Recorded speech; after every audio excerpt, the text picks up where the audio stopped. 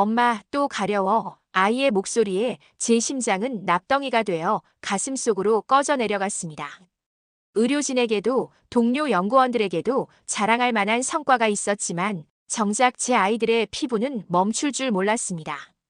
영국의 저명한 면역학자가 자신의 아이들이 걸린 피부병을 완치시키지 못하고 있는 본인을 원망하고 있었는데 한국 제품을 알고 나서는 경악을 금치 못했답니다. 도대체 어떤 것이었기에 그토록 놀랬을까요? 그 정체와 사연을 지금부터 들려드리겠습니다. 저는 엠마 싱클레어 박사입니다.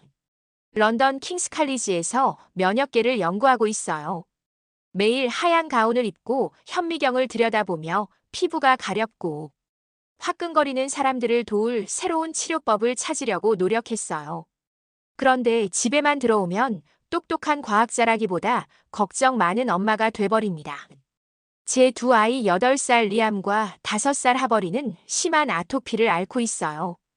피부가 빨갛게 염증이 일어나면 저절로 긁게 되고 심하면 피가 날 때까지 긁곤 했어요. 밤마다 아이들의 울음소리에 달려가 눈물을 닦아주고 토닥토닥 달래주었답니다. 유럽에서 권장하는 모든 치료를 다 시도했어요. 독일에서 수입한 특수연고, 프랑스에서 만든 강력한 크림, 대형 병원 처방약까지요. 연구실에서는 새 약을 만들어 세포 실험도 했습니다. 동료들은 엠마 박사님 정말 대단하세요. 라며 칭찬해 주셨지만 집에선 소용이 없었어요. 밤마다 리암과 하버리가 긁느라 보채면 저는 그들을 꼭 안고 자장가를 불러주었어요. 가끔은 소파에 앉아 천장을 바라보다가 내가 과학자고 뭐고 우리 아이들을 구하지 못하면 무슨 소용이람 하며 죄책감에 빠지기도 했습니다. 리암은 피부 상태가 너무 나빠서 친구들과 뛰어놀지도 못했고 하버리는 좋아하는 원피스를 입을 수 없었어요. 팔 안쪽이 까져서 원단이 닿는 것만으로도 아파했으니까요. 아침마다 부푼 눈과 슬픈 미소로 저를 맞을 때마다 저는 맹세했어요. 꼭 아이들을 도울 방법을 찾을 거야. 하지만 새로운 연고를 바르면 고작 몇 시간만 편안할 뿐 다시 가려움이 되살아나고 말았습니다. 어느 날 오후 저는 부엌 식탁에 앉아 텅 빈 연고 튜브를 바라봤어요. 창밖에는 빗방울이 똑똑 떨어지고 있었고 커피는 몇 시간 전에 식어서 차가웠습니다. 한숨을 쉰 뒤 스마트폰을 켜고 의학 저널과 블로그를 스크롤했어요. 그러다 눈에 띈 제목 하나가 있었습니다. 코리언 크림 워크스 웨어 유러피언 드러그즈 페일. 코리아. 저는 한국을 K-팝 음악과 반도체 공장 정도로밖에 몰랐어요. 어떻게 그 먼 나라 크림이 독일 약도 못 고친 아토피를 치료할 수 있지? 하며 소리내 웃었죠. 그럼에도 저는 링크를 눌렀습니다. 기사는 한국에서 만든 허브 크림 덕분에 어린 아이의 발진이 2주 만에 거의 사라졌다고 전했어요. 병마다 녹차 추출물, 병풀센텔라 아시아티카, 허브 복합체라고만 간단히 적혀 있었죠. 익숙한 화학 성분 대신 친근한 이름들이어서 호기심이 커졌습니다. 그날 저녁 저는 결심했어요. 과학자적인 의심과 엄마의 간절함이 부딪혔지만 결국 사랑이 이겼습니다. 한국 사이트에서 토너 세럼 크림 3단계 스킨케어 키트를 주문했어요.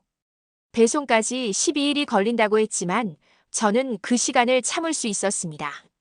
손이 떨리며 구매 버튼을 누를 때 몇 달 만에 처음으로 희망이라는 불빛이 반짝이는 것 같았답니다. 12일이 마치 12년처럼 느껴졌습니다. 매일 아침 저는 현관문 앞에 서서 작은 상자를 기다렸어요. 아이들은 학교에서 돌아와도 미묘한 미소만 지을 뿐이었죠. 혹시 왔니? 하고 눈을 빛내며 날 쳐다봤습니다. 마침내 흐린 토요일 오후 똑똑하고 문을 두드리는 소리가 들렸습니다. 저는 달려가서 문을 열었어요. 작은 갈색 상자에 깔끔한 한글이 적혀 있었죠. 심장이 쿵 뛰었습니다. 부드럽게 상자를 안으로 들여놓고 칼로 비닐 테이프를 조심스레 잘랐습니다. 안에는 투명한 토너, 연두빛 세럼, 크림 3가지가 반짝이고 있었어요. 영어 설명이 옆에 함께 써 있어서 쉽게 읽을 수 있었습니다. 토너 세럼 크림 순으로 발라주세요. 저녁 식사 후 저는 리안 방에 들어가 작은 스푼으로 토너를 손등에 덜어 리안 뺨을 톡톡 두드렸어요. 시원한 느낌이 전해졌습니다.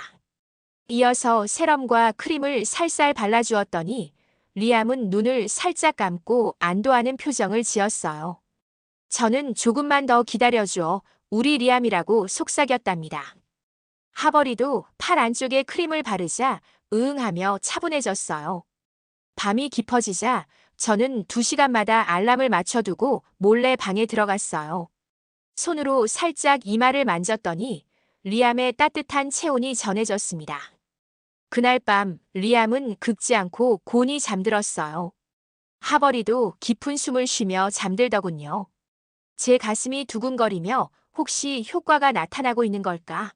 하고 혼자 말했어요. 다음 날 아침 눈부신 햇살이 방 안으로 들어왔습니다. 저는 두근대는 마음으로 달려가 문을 활짝 열었어요.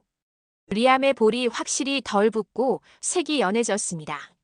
하버리는 일어나서 팔을 문질러 보더니 엄마 가려움이 많이 사라졌어요 라고 말했어요.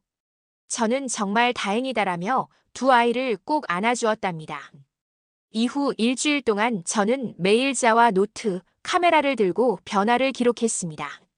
네 날째에는 리암 팔꿈치의 딱지가 거의 다 떨어졌고 7날째에는 하버리 팔에 남은 발진 자국이 모습도 없이 옅어졌어요. 연구실 동료들도 이건 정말 놀라운 결과예요 라며 사진을 보고 감탄했습니다. 저는 한국의 허브 성분 덕분이에요 라며 감사한 마음을 전했답니다. 밤마다 아이들과 함께 지구본을 돌리며 이 나라는 한국이라고 거기에서 우리를 도와준 거야 라고 설명했어요. 두 아이는 반짝이는 눈으로 지구본 위를 손가락으로 가리키며 정말 멀리 있네요. 라고 웃었죠. 서로 한국은 우리 집 가까이에 있는 약국 같아요 라며 깔깔대던 순간이 참 행복했어요. 일주일이 지나자 우리 집 분위기는 완전히 바뀌었습니다. 리암과 하버리는 긁지 않고 마음껏 뛰어놀았고 저는 마음 편히 잠들 수 있었어요. 과학자로서 여전히 궁금한 점은 많지만 지금은 엄마로서 기적 같은 변화를 온전히 즐기려고 합니다. 작은 한국산 상자 하나가 우리 집에 다시 희망의 빛을 들여준 셈이죠. 네 날째 아침 저는 완전히 탐정이 된 기분이었어요. 부엌 식탁 위에 노트와자 그리고 카메라를 펼쳐놓고는 리암 팔꿈치와 하버리 팔목에 남은 붉은 반점을 하나하나 재봤어요. 첫날에는 리암 팔꿈치의 발적 부위가 거의 2cm였는데 네 날째 되자 1cm로 줄었답니다. 저는 다채로운 색연필로 그래프를 그려두었어요. 변화를 한눈에 볼 수 있게 하려는 과학자의 마음이었지요. 그날 아침 리암은 잠옷 차림으로 계단을 달려 내려오면서 엄마, 내 팔이 확 달라진 것 같아요.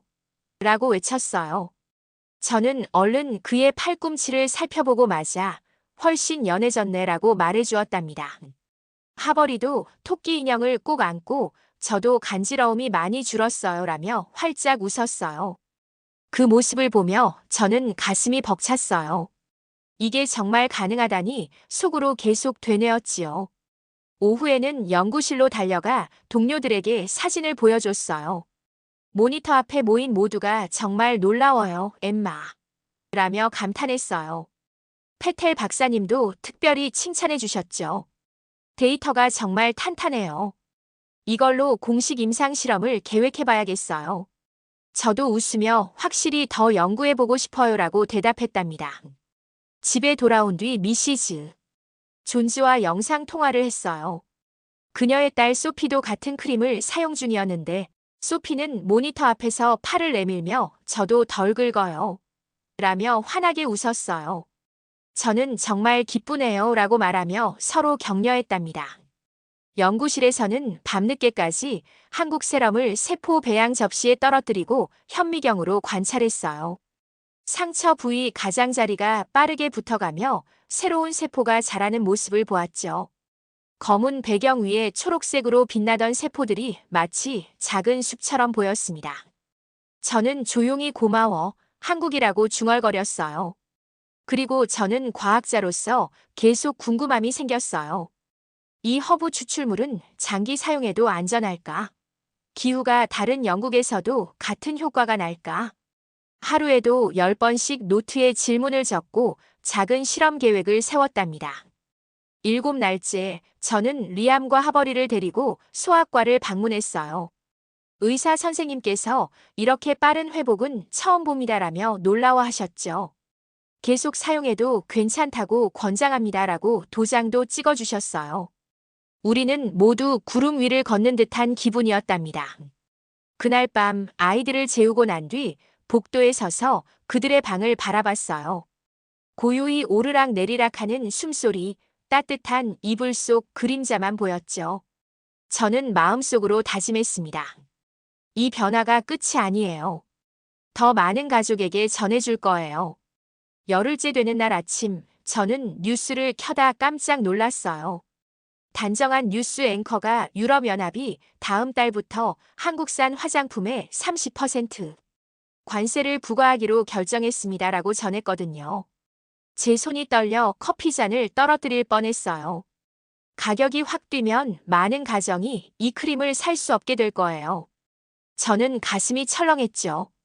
얼른 가운을 챙겨 입고 연구실로 달려갔어요. 페텔 박사님도 이미 기사를 보고 있었어요. 우리는 모니터 앞에서 이게 말이 돼? 라며 서로에게 눈을 맞췄죠. 온라인 상점들을 확인해 보니 이미 품절된 곳이 많았어요. 부모님들은 이게 없으면 우리 아이가 다시 고통받아요. 라며 SNS에 글을 올리고 있었답니다. 저는 종이를 잡고 즉시 편지를 썼어요. 존경하는 유럽의회 의원님께 한국산 화장품은 단순한 미용 제품이 아닙니다. 수많은 아이들의 피부 질환을 개선하는 의료용입니다. 관세를 낮춰주시길 간절히 부탁드립니다. 그래프와 사진, 부모님들의 증언문을 첨부했죠. 하지만 편지 하나로는 부족하다고 느꼈어요. 바로 켈리 안데르스 기자님께 전화를 걸었어요. 그녀는 스웨덴 보건 전문 탐사 기자였죠. 전화벨이 2번 울리고 네, 엠마 박사님 무슨 일이죠? 라는 목소리가 들렸어요. 저는 우리가 해야 할 일이 있어요. 함께 해주실 수 있나요? 라고 말했답니다. 그날 저녁 켈리 기자님은 기사를 온라인에 올렸어요. 제목은 작은 크림, 큰 기적 한국 허브가 유럽 아이들의 피부를 구하다였답니다. 댓글이 폭발했어요. 우리 아이도 이 크림 덕에 숨을 쉬었어요. 관세 철회가 시급합니다. 라며 부모님들이 열띤 반응을 보였죠. 며칠 뒤 저는 온라인 타운홀 미팅에 참석했어요. 화면 속 수십 명의 부모님들이 이 크림은 우리 가족의 생명줄이에요 라고 호소했어요. 저는 떨리는 목소리로 우리의 이야기를 정치인들에게 들려드려야 해요 라고 외쳤답니다. 모더레이터가 청원 서명을 시작하세요 라고 하자 저는 지금 바로 링크를 공유할게요 라고 대답했어요. 늦은 밤 제 책상 위에는 청원 링크와 언론 기사, 부모님들의 편지 사본이 쌓였어요.